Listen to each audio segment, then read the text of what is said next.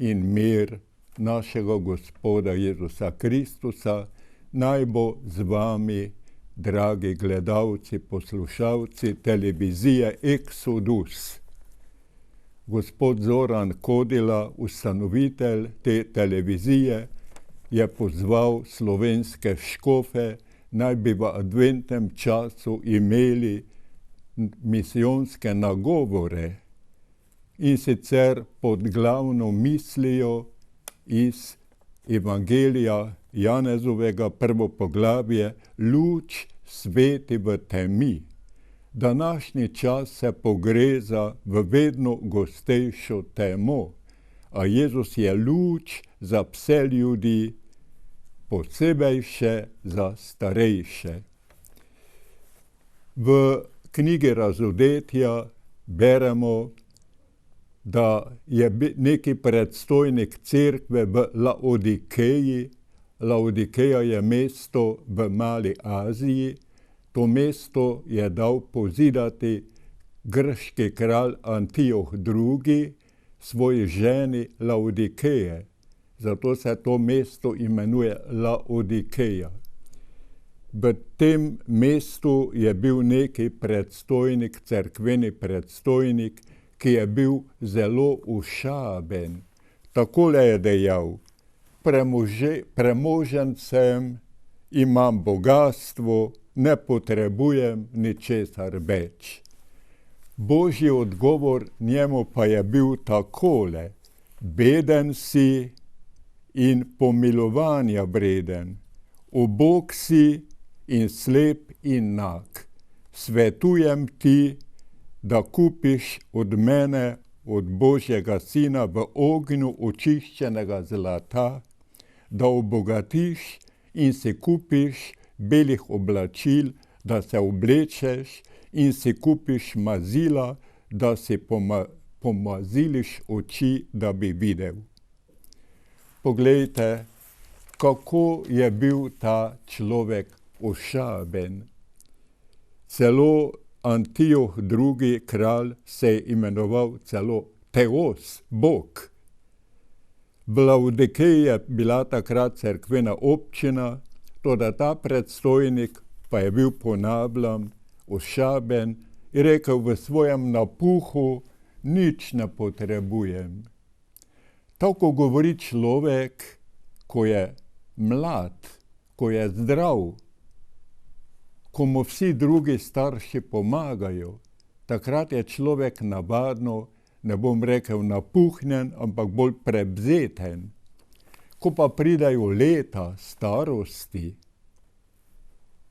takrat na ta leta opominja Bog v tej knjigi Razodetja, v knjigi Pridigar, takole opominja mladega človeka: spominjaj se, mladenič, svojega stvarnika v dnevih svoje mladosti, preden pridejo hudi dnevi in se približajo leta, o katerih porečeš: niso mi všeč.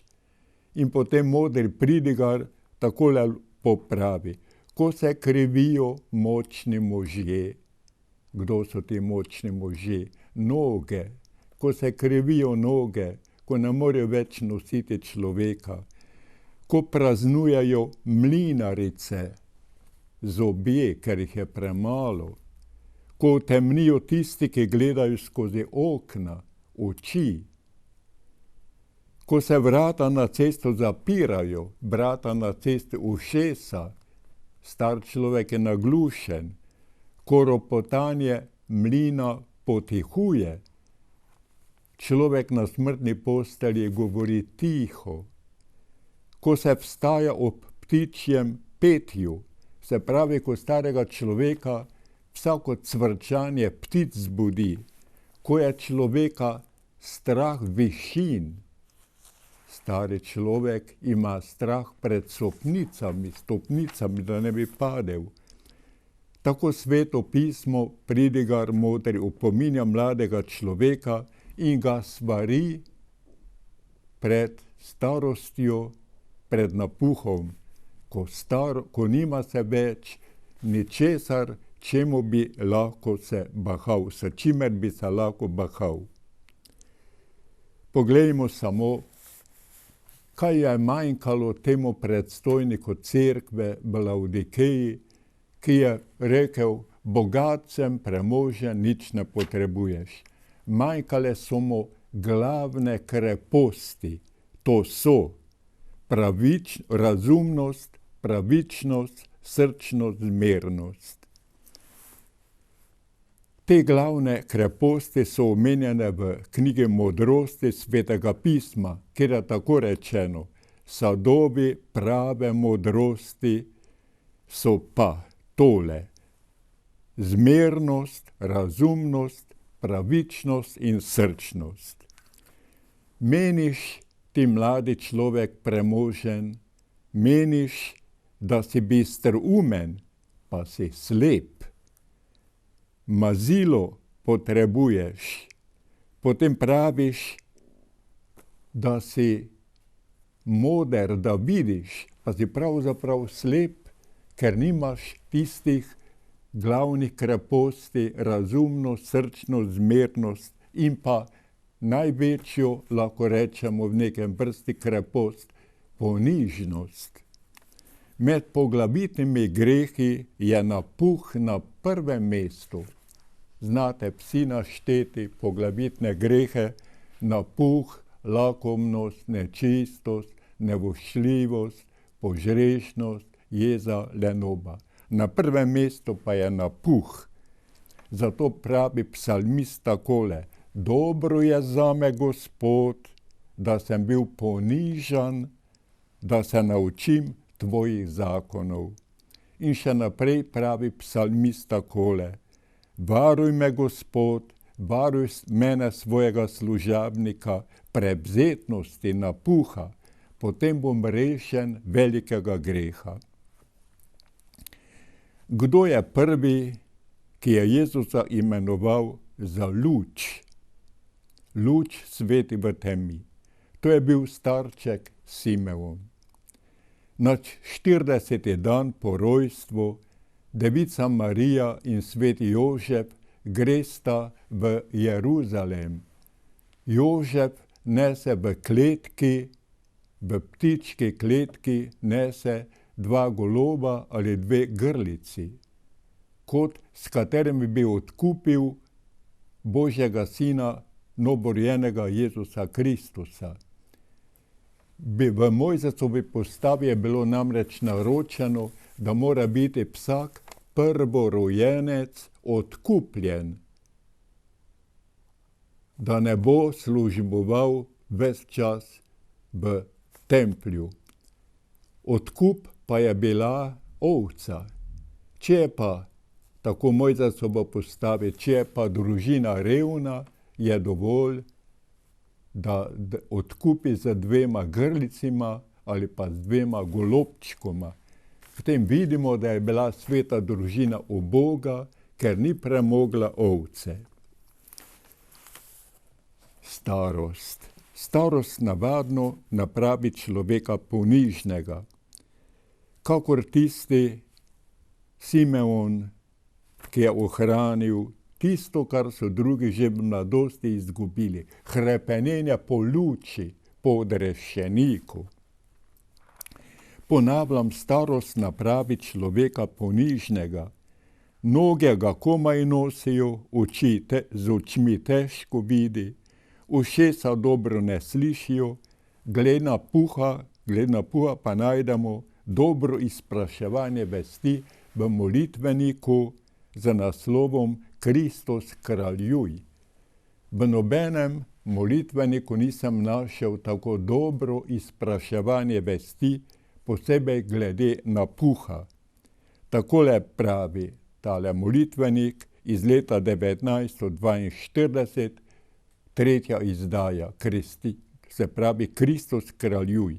Takole pravi: z napuhom si grešil, če si se v mislih, besedah in dejanju povzdigoval nad Boga.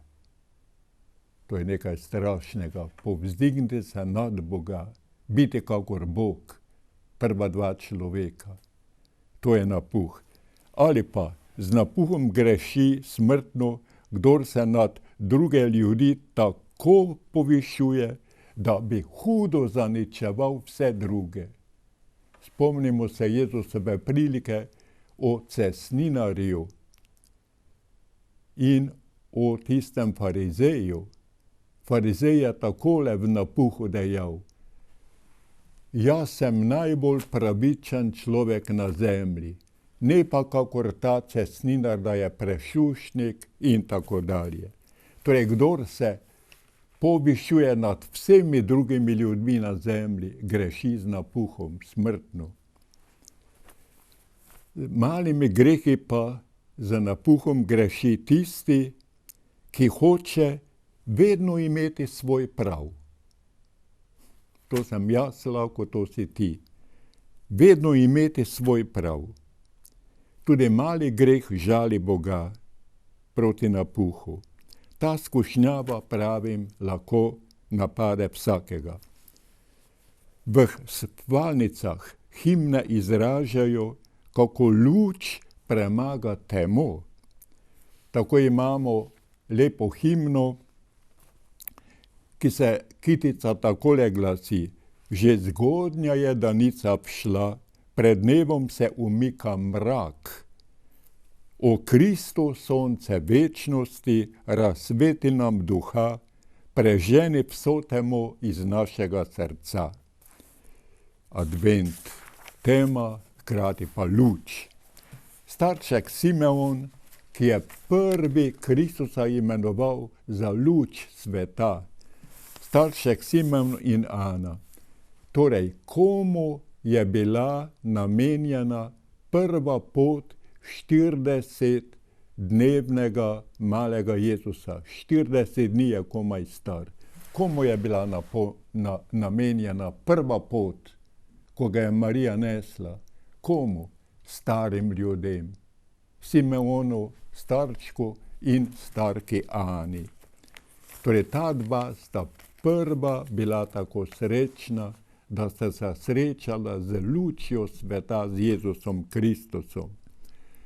Simeon je ohranil, ponavljam, tisto, kar so izgubili nekateri že v mladosti. To je hrepenenje, da bi se srečal z Božjim sinom odrešenikom, z pravo lučjo. Simeon je na koncu svojih dni, a njegov duh že čuti novo pomlad, nov začetek, ki je večji od tistega, ko je Bog ustvaril nebo in zemljo. Kajti pisano je, sonce ne bo več takrat dajalo, to zemeljsko sonce, svetlobe, luna ne bo več dajala svoje svetlobe, zvezde bodo padale z neba. Luč, 40-dnevni Jezus, luč, ki bo 30-leten rekel o sebi, ko bo dopolnil 30 let, jaz sem luč sveta. Ta luč, s katero se je srečal Simeon, starček, ne razsvetljuje samo ta kratki razpon med človekovim rojstvom in njegovo smrtjo, med zibelko in grobom, ampak sveti prek groba.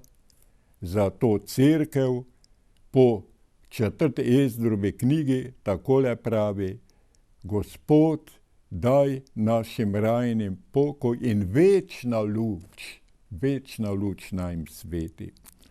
Hrepenenje po Bogu, po večni luči je najgloblji vzgib človekove duše, pa naj se človek tega zaveda ali ne.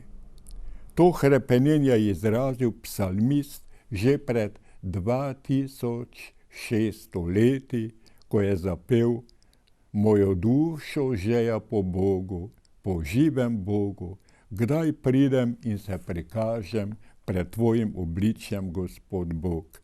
In še naprej pravi psalmist: Gospod Bog je moja luč in moja rešitev. Kolikokrat je izrekel Simeon ta psalm, Gospod je luč in moj rešitev, ne vemo. Zdaj, pa je zapel svojo labodjo pesem, ko je rekel: sedaj odpuščaš, Gospod, svojega služabnika, hlapca v miru, zakaj videle so moje oči luč v razsvetljenje poganov. V sredo 3. oktobra so v mariborski stolnici bili zbrani naddekani. Papež Benedikt XVI je namreč razglasil leto vere, ki naj traja od 11. oktobra 2012 pa do prihodnjega leta, do praznika Kristusa Kralja 2012 do 2014. Leto vere, leto nove evangelizacije. Nova evangelizacija, leto vere. Včasih, še takoj po vojni, po drugi svetovni vojni, smo morali pridigarji s prižnice odmoliti tako imenovani dolgi verujem. Tako smo morali moliti: verujem v tebe, pravi trojedini Bog, Oče, Sin in Sveti Duh, ki si vse ustvaril, ki vse ohranjaš, ki dobro plačuješ in hudo kaznuješ. Verujem in potrdim tudi z voljo vse, kar si ti, o Bog, razodel in nam po sveti katoliški cerkvi zapoveduješ verovati. Vse to verujem, ker si ti, o Bog, sam na sebi resnica in torej ne moreš ne goljufati, ne goljufan biti.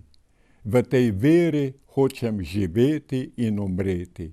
O Bog, poživi mojo vero. Poglejmo samo, verovati je dejanje razuma, ki pretrdi Božji resnici, pa vera je tudi ukaz volje, ki jo Bog nagiblje z milostjo. Včasih smo mislili dolgo časa, da je vera samo sad razuma. Ko se mi Bog razodene po cerkvi, da pritrdim, tako je. Ne, tudi volja je treba, volja, hočem to. Bog nagiblje mojo voljo, da verujem. O Paskalu, temu modrecu Paskalu, ki je napisal knjigo Misli. O njem, o Paskalu, so zapisali, da je nosil na svojih prsih listek z naslovom Hočem verovati. Verujem, a tudi hočem verovati. Tako recimo danes tudi mi. Verujem, Gospod, pomagaj moji neveri. Hočem verovati, tako bodi.